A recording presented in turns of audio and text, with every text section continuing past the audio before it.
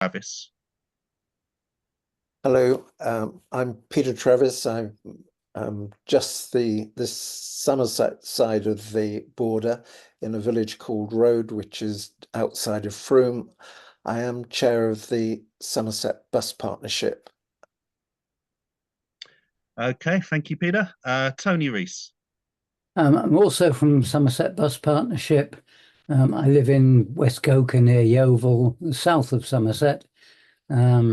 Very interested in everything that's going on to do with buses. Thank you. Oh, sorry. Have I cut you off at the end? You very briefly froze. Oh, okay. It looks okay here. No, Okay. I'm done. Thank you, Tony. Margaret Wilmot. Yes, hello. Thank you. Sorry, was it me? Yes. Yes, it is. Yeah. Oh, yes. Yes, thank you for inviting me to this meeting. I'm Margaret Wilmot. I live in Salisbury, have done for a number of years, and I'm basically a bus, public transport and active travel campaigner. That's me. Thank you, Margaret. Ben Griffiths. Hello, I'm Ben Griffiths. I work for Westbury Town Council as an engagement and development officer across various projects. Started last autumn and jumped in on this group with Jane Russ, who's now the current mayor of Westbury, just to understand what this is all about and whether it's something we can kind of adopt in the future. Thank you, Ben. Andy Mee. Andy just dropped out there. Oh, there he is. Andy, do you want to just give us a brief introduction? Just name, role, and organisation. Hi there. Thank you very much for having me this afternoon. My name's Andy Mee. I'm from Transport for Greater Manchester, where I am the Deputy Director Commercial for Bus. Thank you, Andy. Tim Trimble. Hello, everyone. I'm Tim Trimble. I'm Wiltshire and Town Councillor for Bradford-on-Avon and chair of the local Sustainable Travel Committee on the Town Council. Thank you, Tim. Now I'll go to Carl M, who I believe is standing in for Joe Ty. Yeah, hi there. Thank you. My name's Carl Mellings. I'm the Chief Operating Officer for Clean Drive. So that's a business which is repowering diesel buses to electric buses. So very nice to meet you all. Thank you very much. Peter Wheelhouse. Afternoon, everyone. I'm Peter Wheelhouse. I'm the Economic Development and Regeneration Manager and also Deputy Town Clerk at Frome Town Council. Thank you, Peter. Gary Ford. Hi, everyone. My name is Gary Ford. I'm the Environmental Officer for Corsham Town Council, which is located in the north of Wiltshire. Thank you, Gary. Graham Ellis. Hi, I'm Graham Ellis, Melksham Town Councillor and long-time public transport campaigner. Thank you, Graham. Jane Robertson. Hi, I'm Jane Robertson. I'm a Corsham Town Councillor and a member of Corsham's still newish bus group. Thank you, Jane. Richard Wilkins.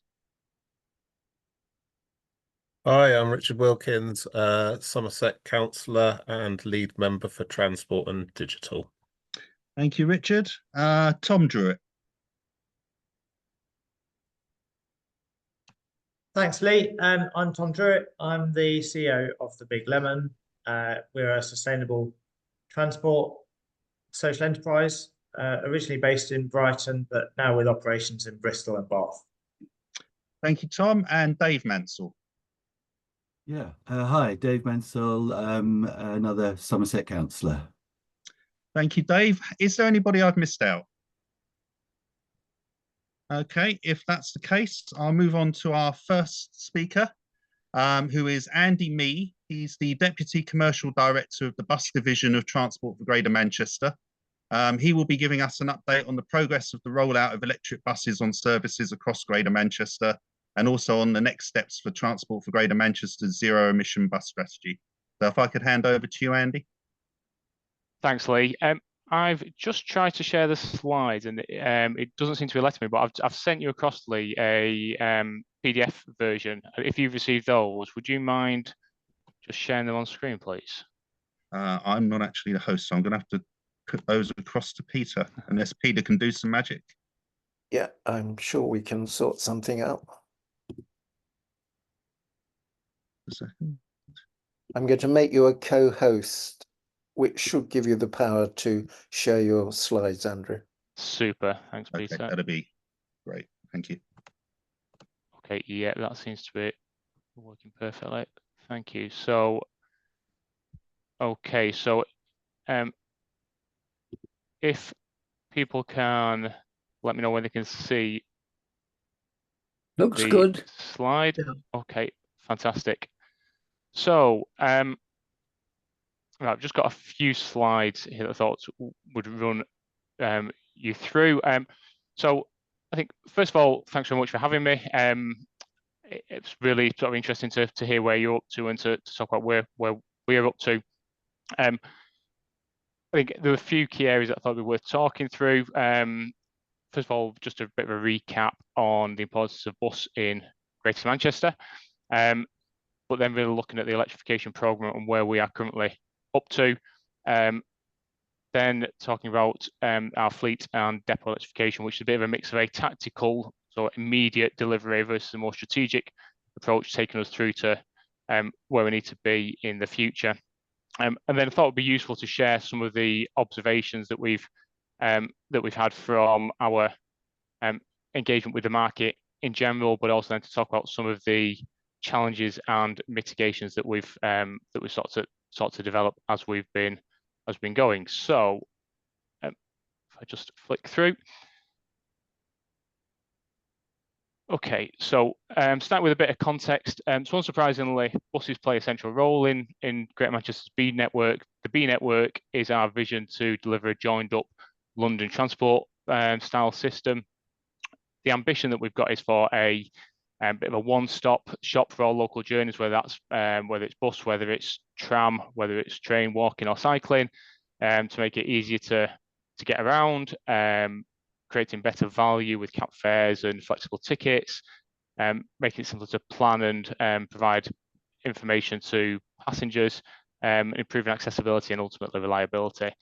From a fleet perspective, we've got between 1,600 and 1,700 buses in the network. We've got about 3/4 of public transport journeys being made by bus in Greater Manchester. And as with many other areas, they provide a really critical link to jobs and essential services, especially for isolated or least well-off communities, including the third of households that don't have access to a car. And then critically, from a clean air plan perspective, having an environmental friendly bus network is a key component of our strategy for bus, which also supports Greater Manchester's aim of carbon neutrality by 2030. And specifically, we've got two ambitions within that. One is full electrification by 2030, with 50% of the fleet being electrified and the supporting infrastructure by 2027. So in terms of where we are currently at, we have delivered franchising across 3 different tranches in Greater Manchester. They went live in September 23, March 24, and the last tranche going live in January of 2025. It's fair to say that in practice, the current electrification delivery has been pretty tactical. So it's been delivered and funded by CRSTS and Zebra funding, with the expectation that we'll have electrified about 600 buses, which is just over a third of the fleet by 2027. We found that we had to take quite a tactical approach initially for probably 3 main reasons. Firstly, we've had a real short-term focus on getting ZEBs into the system as quickly as we can do. There's been real mayoral sort of ambitions to do that in particular. And so we've been looking at where we can readily electrify depots for day one, for example. What we've lacked, because we've not been in a franchise situation to date, until we've started to deliver the tranches that we just talked through there, is that we don't have a lot of the operational information that we need to really deliver this strategically. In practical terms, we've had bandwidth constraints as we delivered franchising itself. And then thirdly, we've got the clean air plan requirements, which has meant that as we sought to manage exceedance points from an emissions perspective, we've had to well, we've kind of been dictated as to where we've had to deliver ZEBs to a certain degree as well.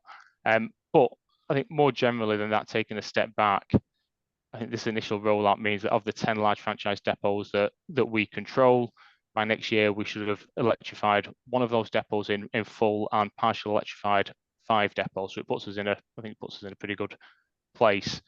So I think probably in summary, we've been through and still going through a relatively intensive period to get that initial slug of electrification of tranche of fleet out onto the road. But moving forwards, and as we go onto the next slide, I thought it'd be useful just to set out some of that, that wider scope of electrification, that transition from a tactical to a more strategic delivery, which is ultimately what we need to do if we're going to deliver our ambitions by 2020-30. So moving on to this slide. So you can see from this slide that we've got a bit of a sort of a sliding scale from transition into strategic. We've talked around the tactical side already, which is the green boxes in effect that gives our first 600 buses. And we're currently developing a more strategic perspective, which within this there are a number of different key areas that have been developed, some of which straddle tactical and strategic, and some which are firmly strategic. So walking through each of those quite quickly. We've got 3 areas first that straddle depot capacity management. What we've done is we've undertaken an assessment of the impact of the likely reduction in capacity that electrification is going to give us as we install infrastructure, and also the impact of our relatively ambitious growth ambitions for the network more generally. That's given us a sense of scale of by which we need to grow our capacity that we'll then need to electrify. Secondly, we need to redeploy or dispose of a cohort of diesel fleet, and that 2030 ambition in particular means that we're going to have diesel fleet that will otherwise need to be replaced before they get to the end of their natural useful life.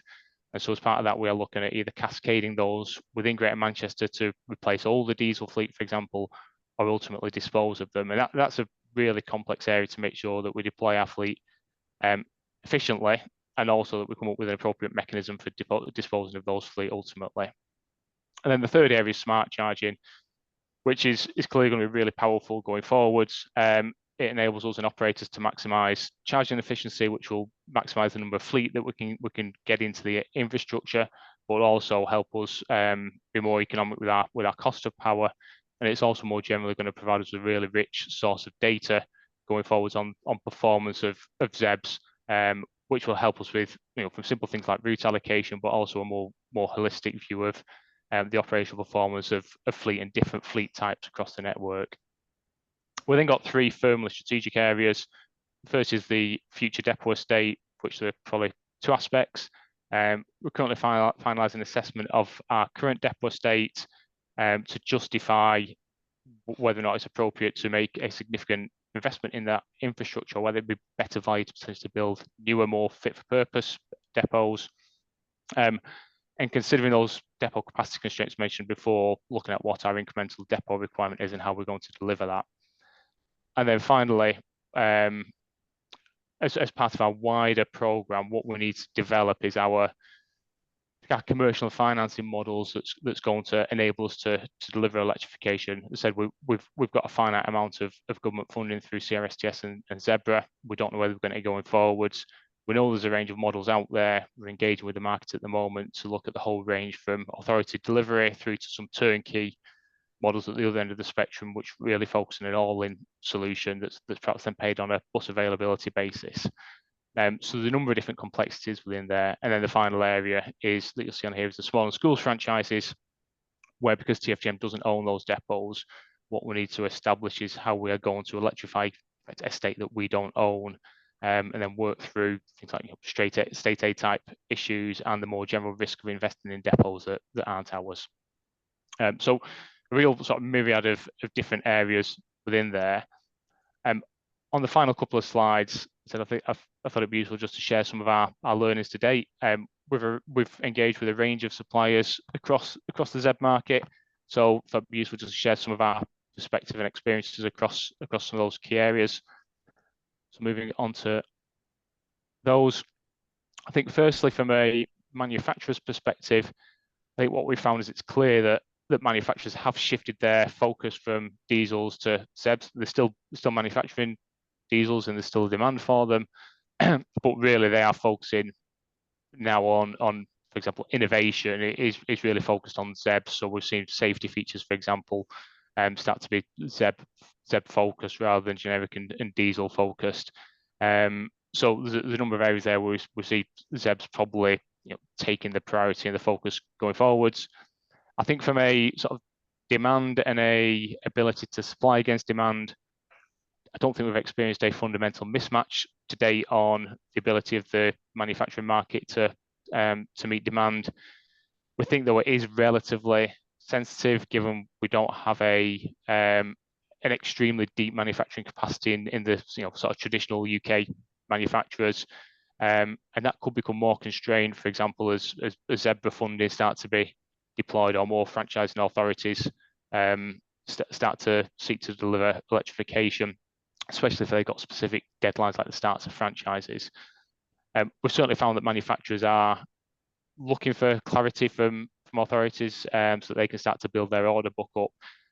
But certainly, even from TFGM's perspective, where we've delivered quite a bit, what we don't yet have is that certainty that we can provide to them. So that's something that I think the market is really keen to get. And then finally, on manufacturers, we're still seeing that it's traditional UK manufacturers, ADLs, Wrightbus, Volvos that are dominant, and it's probably a little less clear at the moment about what we're going to see from international operators, international manufacturers, and what role they might have in the future.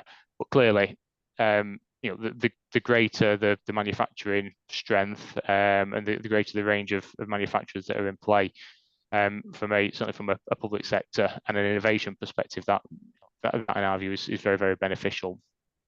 I think from a technology perspective, I think it's fair to say that even in a relatively short space of time, we've seen improvements in battery technology, for example, delivering greater mileage, and so reducing some of the inefficiency factor that we previously had to build in, that meant that we might need more ZEBs compared to the number of diesels that we're running. So things are certainly moving in that direction.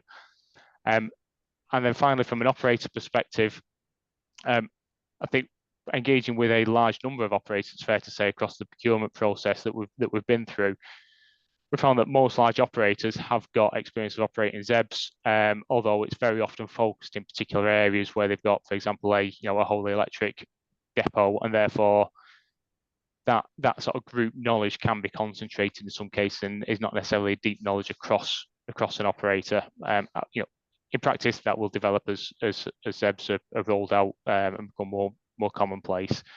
I think the final point is that we found that there are operational consequences of delivering ZEBs into a bus network, and it can be really complicated, particularly where ZEBs are as part of a rollout strategy, such as clean air. That can sometimes lead to operational efficiencies and break into working and things like that. And we've found that it's necessary, and actually it's beneficial to spend a lot of time with the operators working that through with them, so that they understand where we're coming from and we understand the constraints that they've got. And then finally, on the last slide on challenges and mitigations, there are three key areas that thought would be useful just to cover here. First, from a funding perspective, so although there's an expectation of revenue benefits from EVs, there's still a massive capital outlay, that increment between a diesel and an electric vehicle. Government funding to date's played a key role for us, but and we'll be seeking that going forwards. But clearly, we need to develop models that are not necessarily reliant on that. So we're exploring a range of those at the moment. As part of that, looking at value for money is clearly really important to us, and the uncertainty that we still have around how whole life costs, efficiencies from ZEBs will play out, and understanding how that compares to a diesel. I think we're still sort of relatively immature from that perspective.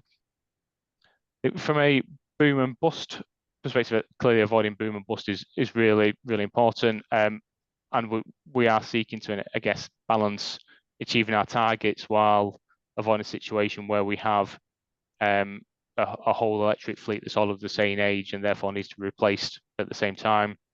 And so getting that mix I think is really important to help us to manage not only the practicalities of fleet replacement, but also the sort of the capital outlay that's required at any given point in time. And similarly, we need to work through, as I mentioned earlier, if we need to dispose of a relatively large cohort of diesels, how we do that and how we do it in an efficient and economic way. I think the other point within here that's quite interesting is repowering, which is certainly seems to be evolving.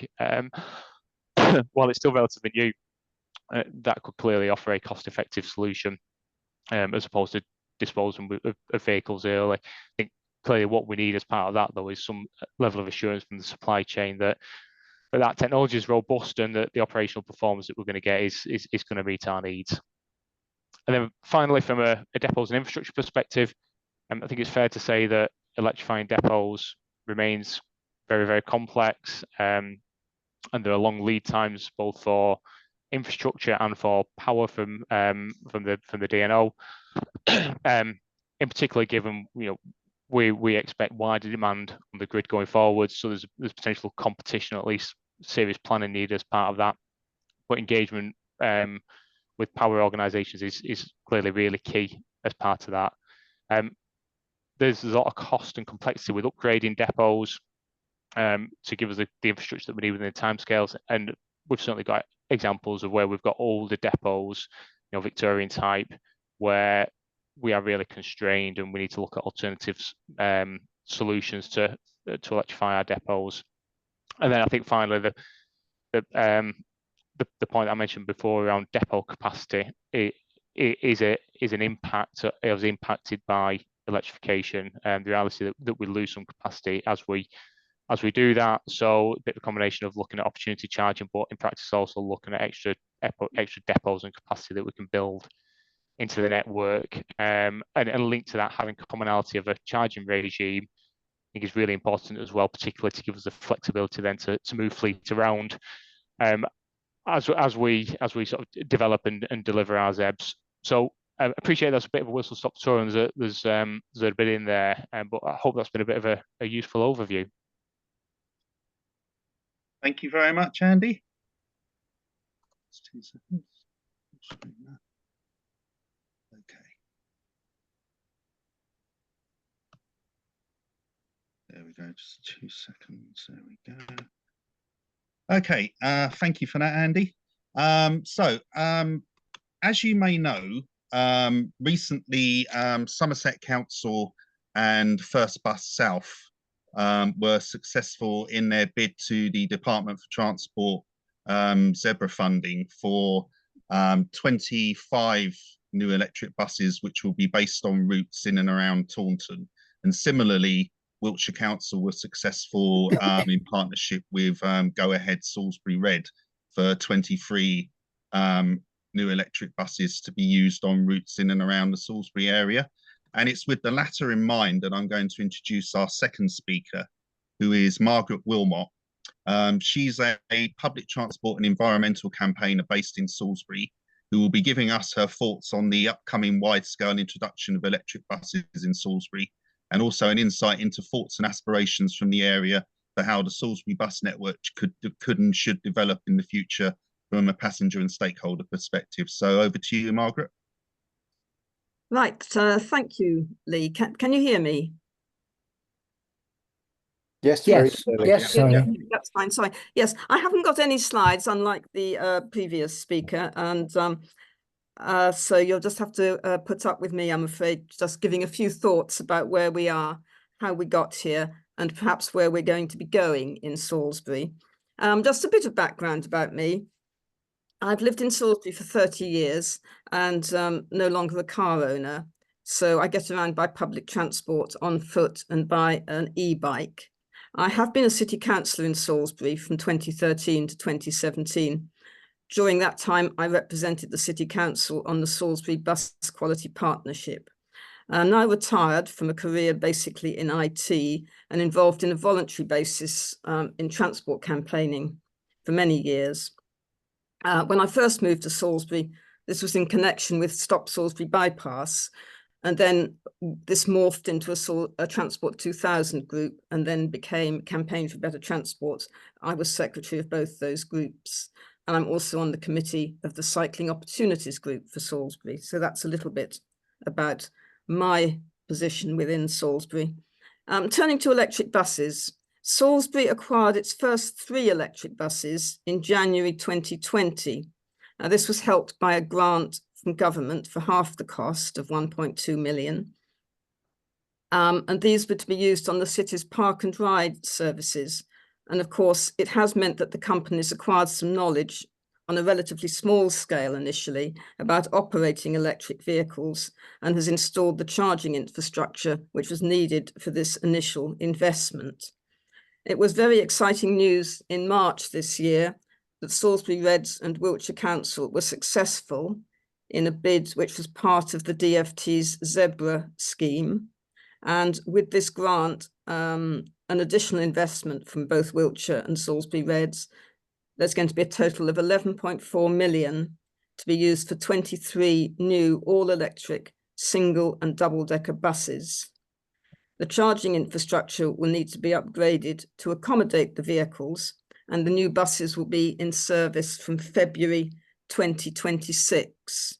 I believe the plan is to use them on the city services, including Park and Ride, and the Salisbury Stonehenge tourist bus. This is great news for Salisbury and speaks volumes for the hard work and commitment, not only of the bus company, but also the officers involved in public transport at Wiltshire Council. One gathers they're still in the process of researching the best electric buses to invest in. In June, they had use of a Volvo EZL as a demonstrator for a trial period, and they were asking for feedback on that.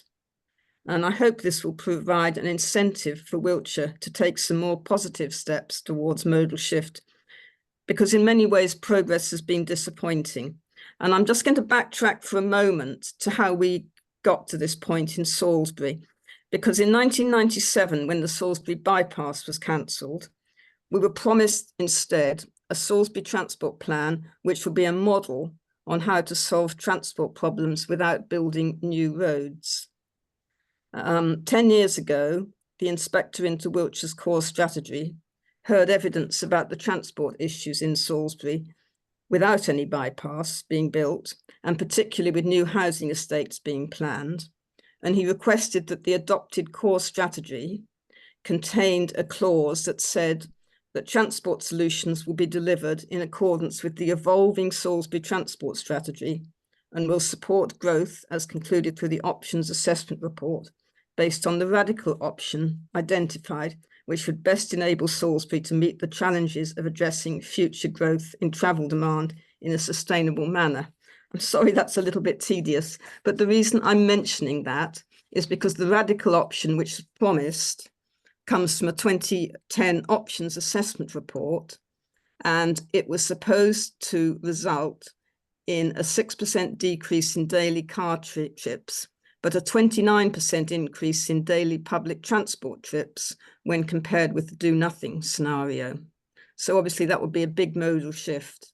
And it was supposed to come about as a result of increased parking charges, increased public transport provision, and smarter choices initiatives that would lead to more walking and cycling. Wiltshire have never followed through the recommendations in the Salisbury Transport Strategy to get particularly to get park and ride working satisfactorily in Salisbury. So we now have 5 park and ride sites on the radial routes into Salisbury, with approximately 2,400 parking spaces in total across those sites. The first local transport plan, which was 20 plus years ago, said that 2,400 car parking spaces should be removed from the city centre when park and ride was fully operational. And city centre car parking charges should be increased annually by 10% above the rate of inflation, making the comment that the measures do need to be rigorously applied if traffic growth and car dependency are to be tackled. However, as you can probably understand, these are difficult political decisions to make. These measures have not been rigorously applied, and Salisbury continues to be blighted by traffic, while park and ride services struggle. The bus services to park and ride now only run every 30 minutes. At one time, they were running every 15 minutes. And this does make a big difference to usability particularly if you're driving to the park and ride site and you can't be sure of your arrival time. It's waiting 29 minutes is not going to be helpful.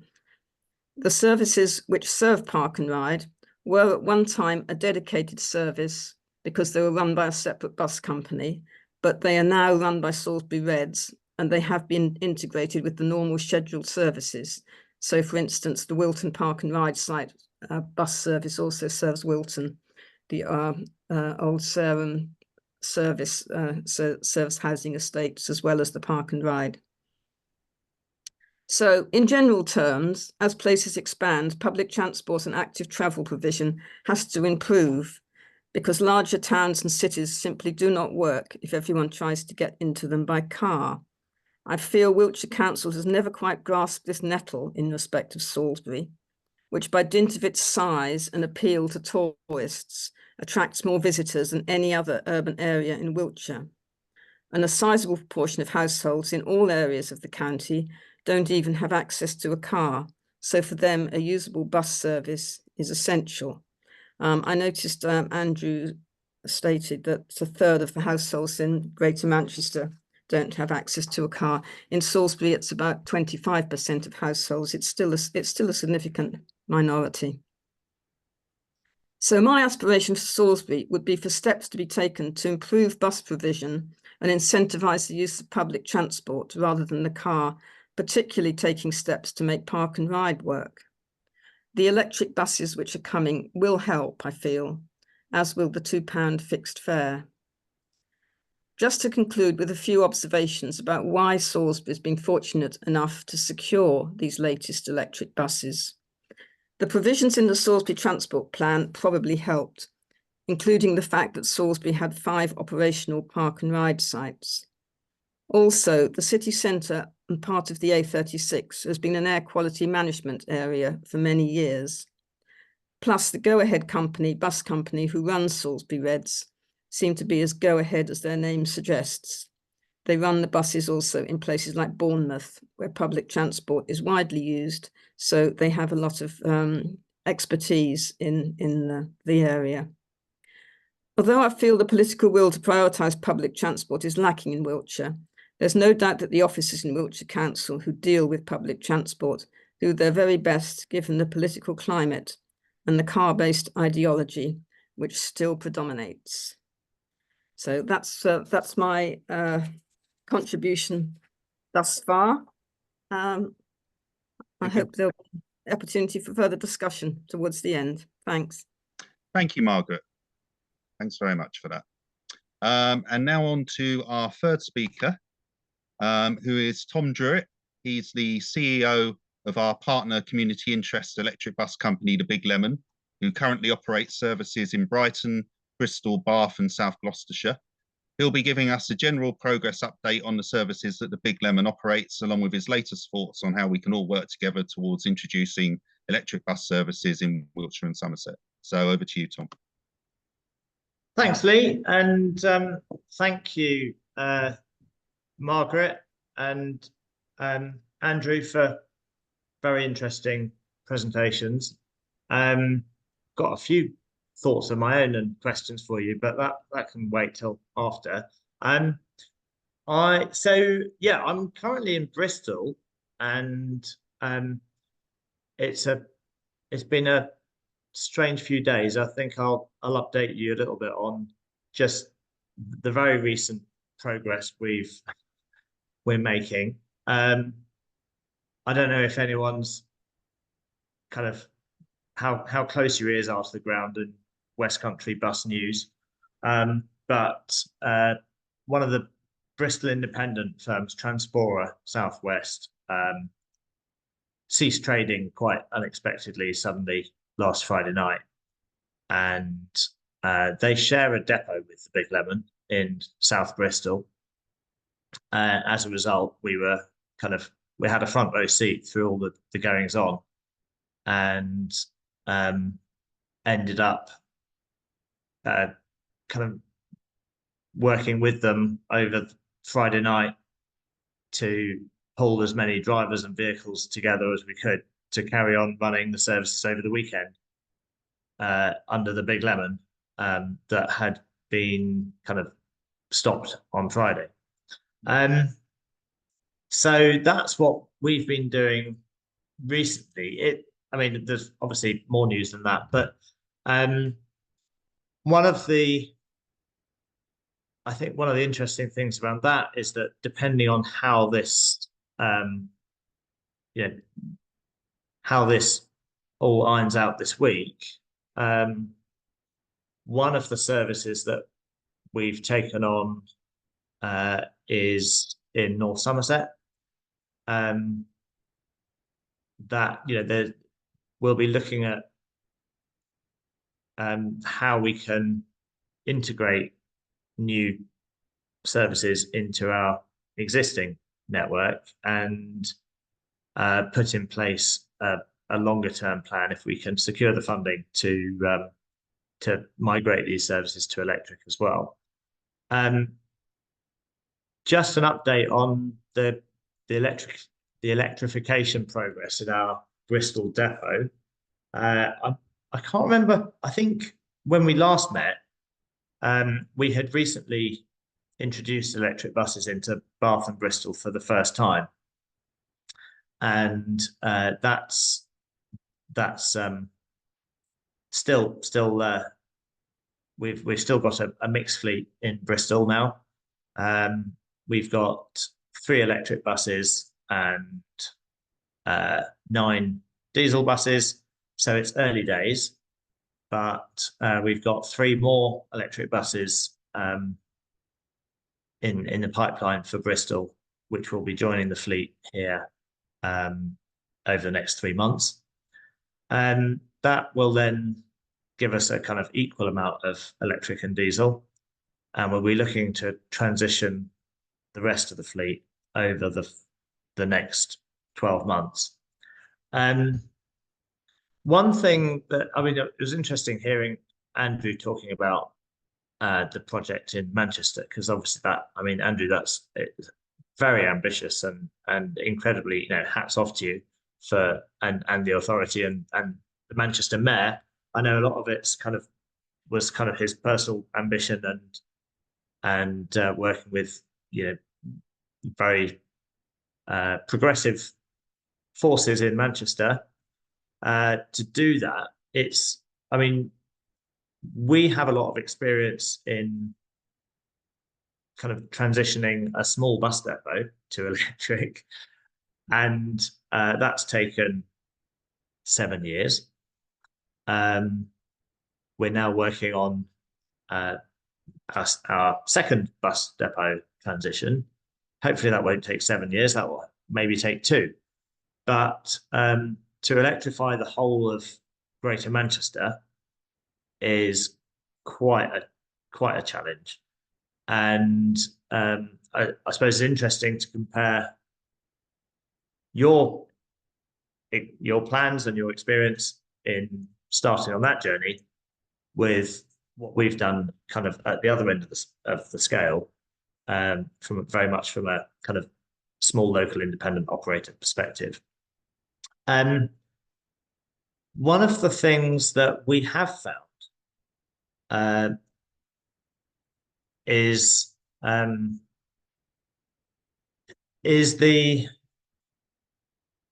the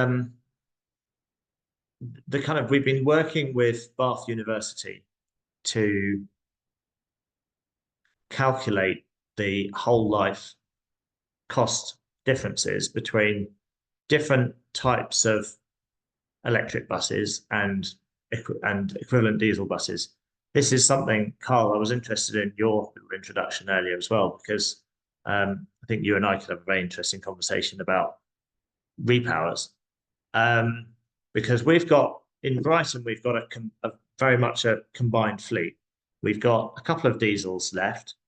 We've got 2 repowers from diesel to electric. We've got 6 or 7 second-hand electric buses that were factory-built electric buses, but we adopted them 6, 7, 8 years old. And we've also then got 8 well, they're not brand new anymore, but when they joined us, they were brand new. So we've got data now built up from the last 7 years on the battery health, recharging speeds, costs, maintenance costs, ranges, and I suppose also the length of downtime, parts availability, and so on. Lots of data on that for 4 different types of electric buses: brand new, second-hand, repower, and sorry, the last one was diesel, basically the kind of diesel equivalent,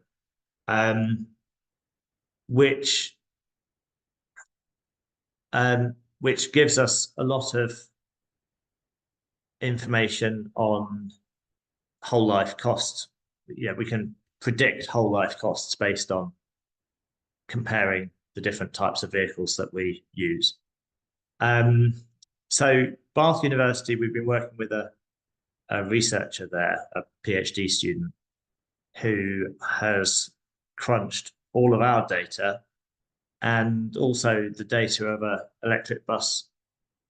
Weirdly, I don't know why how this partnership arose, but he's also been working with a New Zealand-based electric bus company working at a bigger scale than us, kind of urban bus operator. So looking at the whole life costs, and this is specifically whole life cost of electric compared with running the equivalent diesel operation. One thing that we have learned through this is that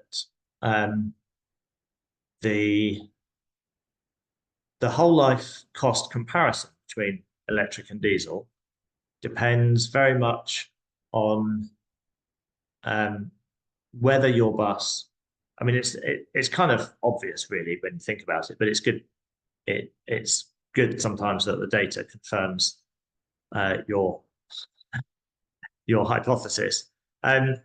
It very much depends on whether you can run a bus service with one electric bus. So the range of the vehicle is very critical to the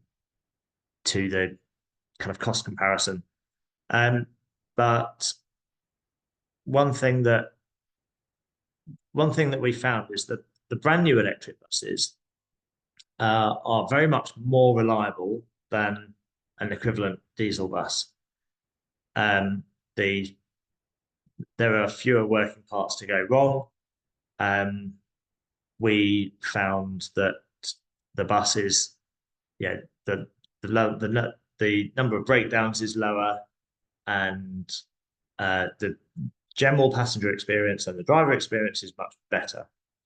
However, there's a bit of an if, a but, and that is that when something does happen, it's generally much more costly and is off the road for a longer period of time than the equivalent diesel bus would be. We also found that at the end of the warranty period, we had a warranty on the new buses of 2 years. Now, it's not for me to say what the manufacturer's game plan is, but it was very obvious, and the data kind of confirms that the reliability of the buses becomes quite a lot worse 6 months or so after the warranty is out of time. So it does seem to be the case. I don't know. I'd love to speak to you, Carl, about this more, but and Andrew, I don't know what your experience is, but the cost of maintenance and the number of things that went wrong for the first 2 years was kind of negligible. You were changing filters and and this, that, and the other. And it was, you know, the odd tire, all the normal stuff. But then 2.5 years in, stuff starts going wrong. Like, first of all, the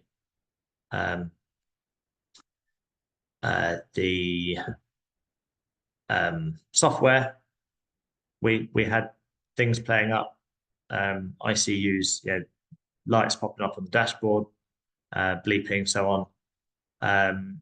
We've had overheating, where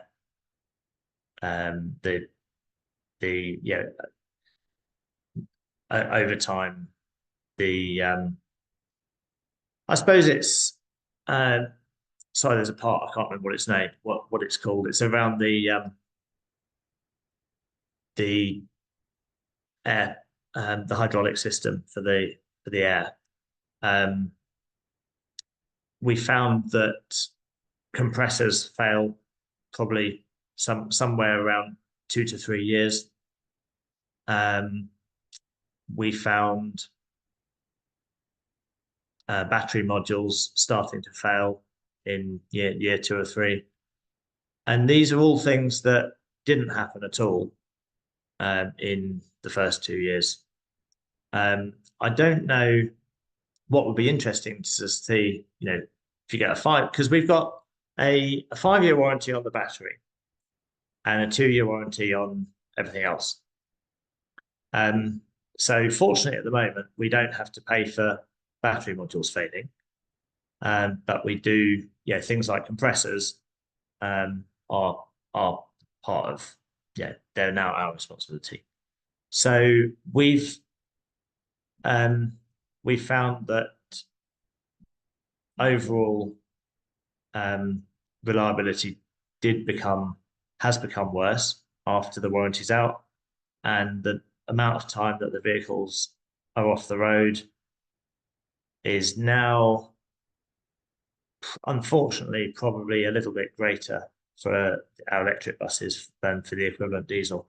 And I think that's just, I mean, these are things that will improve over time. I think things like what Manchester are doing are very important to get kind of widespread adoption of electric vehicles, electric buses, because where we're at the moment, it's still quite a developing technology. It's still not, you know, we still don't have the economies of scale that we do for diesel vehicles, for example. There's still a very small number of people that are trained in the high voltage systems. We've had some trouble, to be honest, with one of the manufacturers has a service centre in London, and they service electric buses throughout London and the southeast. And you'd think, right, there's a manufacturer of a well-known UK brand with quite a lot of buses in London and the southeast. They've got one specialist, one computer that diagnoses the stuff for all of these vehicles. They've got more mechanics to do this. And yes, thank you, Lee. Sorry, I'll wrap up. But I think the kind of point that I wanted to finish on was the problems that we've had with the vehicles once they're out of warranty are all things I think that widespread adoption will assist with, because with widespread adoption you get a much higher number of people trained in servicing the equipment. The software becomes much more widespread, and we're not waiting for such a long time for service time to become available. So it's been quite a challenging time, to be honest. Very pleased to chat more to anyone interested in the experience so far. But we are seeing things improve with, for example, some of our own engineers now have the opportunity to do the high voltage training, and that will improve the amount of work we can do, in workshops. That's been the main challenge so far, is that although on a diesel bus we can do 99% of the stuff that goes wrong with it, on an electric bus it's kind of 50% of the stuff that goes wrong with it has to go to a specialist, and there aren't that many of them.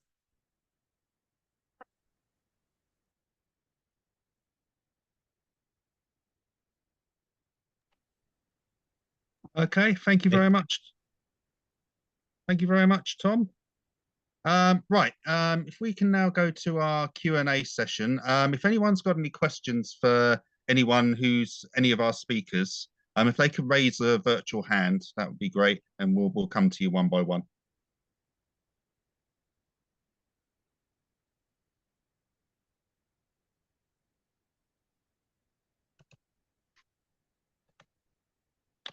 Or not.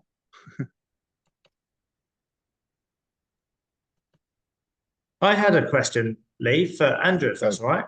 Yeah, sure. Thank you. Andrew, I just wondered what your assumptions in terms of the transition in Greater Manchester.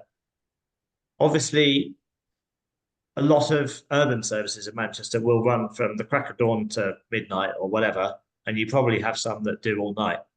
I just wondered what your assumptions were on how many electric buses you need to replace how many one diesel bus, whether you're looking at 1-to-1 or 1 to 1.2 or 1.5 or what. Yeah, so I think you and obviously you touched on this on your update, and there's a basic premise within our assumptions of our historic premise and assumption of a 1-to-1 relationship. I think in practice, what we've found is that it very much depends. So, for example, when we were putting 50 buses into our depot in Oldham, which has a number of services, some of them quite rural out in the hills, some of them run into the city centre in a relatively sort of straight line back and forth. Where we sought to deploy those buses had a significant impact on the relationship. So initially, we asked Stagecoach, who was the operator, to run it on a specified set of services based on 50 buses who identified what we thought was an appropriate set of services that had a vehicle requirement of 50. They came back and said, actually, we need 10% more buses because of the range issues, and in effect, you can't run it for the day. What we then did is we worked quite closely with them to try to optimize that by looking at services where we could get a better relationship, and were successful in getting to a 1-to-1 relationship. I think there's a couple of points within that, though. Firstly, that we can't always dictate where we put those buses. So from a clean air perspective, where we need to manage exceedance points, we need to put a bus where a bus needs to go, if you like, and we have little ability. But also, as we further electrify, we're probably going to work through those most efficient routes already, and then start to have to tackle some of the more problematic ones. And therefore, although in that Oldham depot we've got a 1-for-1 on that fleet, in another depot we don't. We've got about 10%. So we are seeing that broad 10% step up if we can't get a really sort of optimal and efficient route. That said, at the same time, what we are seeing, even just in the short period between procuring our first set of fleet a couple of years ago and fleet that are on order at the moment, is that battery technology has really improved in that time, and we're getting much greater range out of them. Those buses aren't in the system yet, and whether they get us to a 1-to-1 is a question. I think it's probably going to take us a step along, but probably not to you can run any diesel equivalent service on a 1-to-1 basis. But I think key is going to be seeing where battery technology gets us over the next few years, with the sort of expectation and hope that it gets us to that 1-to-1. But yeah, we're certainly not there at the moment. We're having to be quite careful about how we manage our fleet deployment in the meantime, at least. Thank you. That's interesting. Does anyone else have any further questions? Tim Trimble. This is a question really to throw out to everyone, actually. I think. Excuse me. I was reading reports excuse me, over the weekend that the King's speech tomorrow is going to include measures to improve or fund more bus services, and I wondered if anyone had any more detail than that. Excuse me.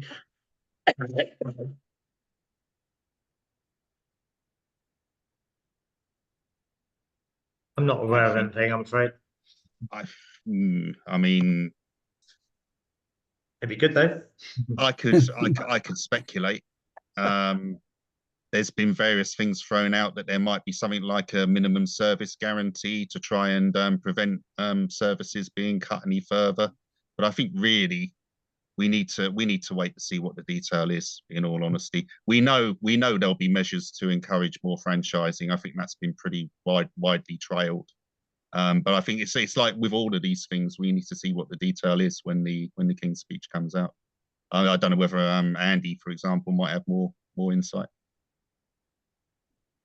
No, I don't think so, Lee. I think you're right. We're expecting perhaps an unlocking of the ability to franchise beyond authorities that have currently got sort of the mayoral ability to do that. Whether that's now or whether that's sort of a more medium term political ambition, we'll have to see. But no, nothing.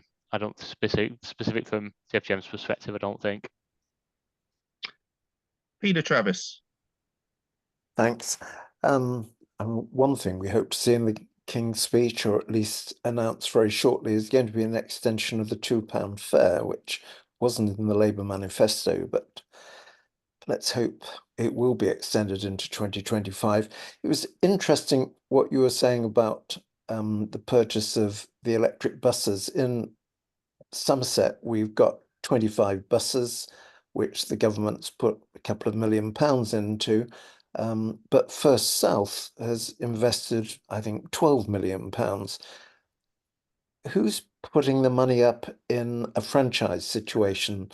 Are you still looking to the bus operators to fund your purchase of your electric buses, or is that something that Greater Manchester has to take over?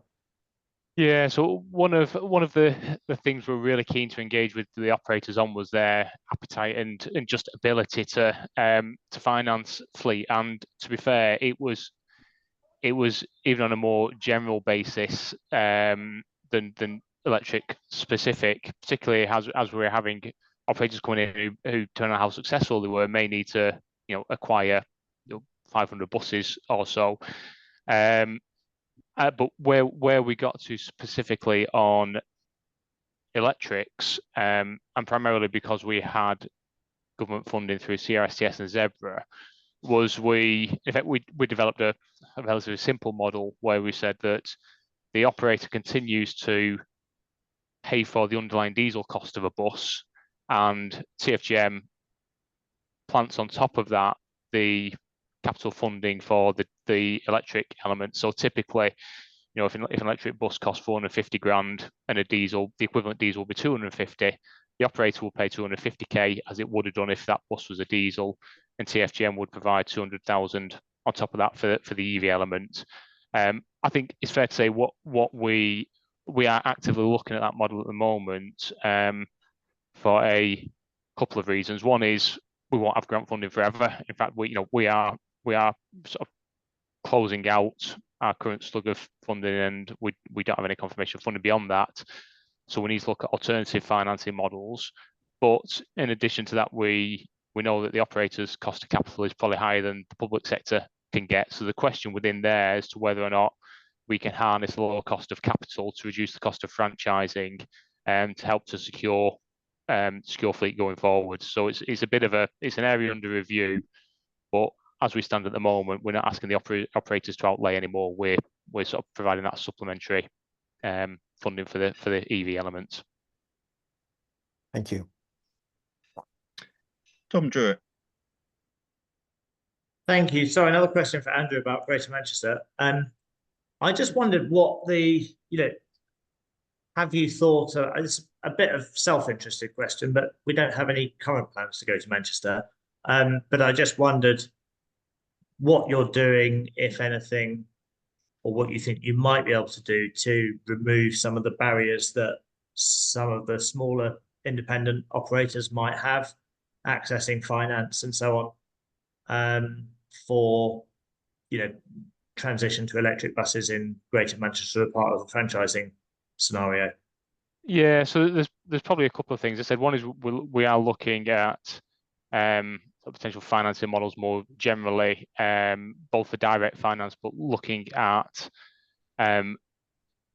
both existing and potentially the need to create a new model whereby we can deliver both depot infrastructure electrification and fleet, and that may be, for example, some combination of public sector capital with a private sector delivery agent. That clearly needs quite a bit of working through and thinking about, but certainly looking at that. But then the other area is I think is the need to work collaboratively across different organisations to, I think, one, understand where we're all up to on the sort of collective journey, but also where we can drive out efficiencies, and whether that's collective purchasing, whether it's standardization of specifications to simplify the ordering and manufacturing process to again drive down cost and hopefully reduce timelines. I think there's probably a whole area that it's not just the large sort of mayoral authorities and TfL. I think collectively there's a significant volume of fleet electrification nationwide that it really makes sense to try to do in a coordinated way. It's fair to say that there's things like UTG that TFGM plugs into, and that provides a forum. But I think we need to probably collectively think about the best way that we can that we can do that going forwards. But yeah, TFGM's really really up for those sorts of discussions, definitely. Okay. Sorry. Go on. Okay. Does anybody else have any questions? Okay. Okay. Well, if that's all, then I'd like to say thank you very much to our speakers for coming to speak today. It's really appreciated, and thanks as ever to all of you for attending. The next meeting of the Wiltshire and Somerset Electric Bus Partnership will be on Tuesday, the 17th of September at 2 p.m. And what we'll do as ever is to get the Zoom joining details out to you sort of shortly, basically. So all it remains for me to say is have a great summer, and we'll see you next time round. Thanks very much. Thanks very much. Thanks everyone. Thank you. Take care. Bye. Bye. Bye-bye.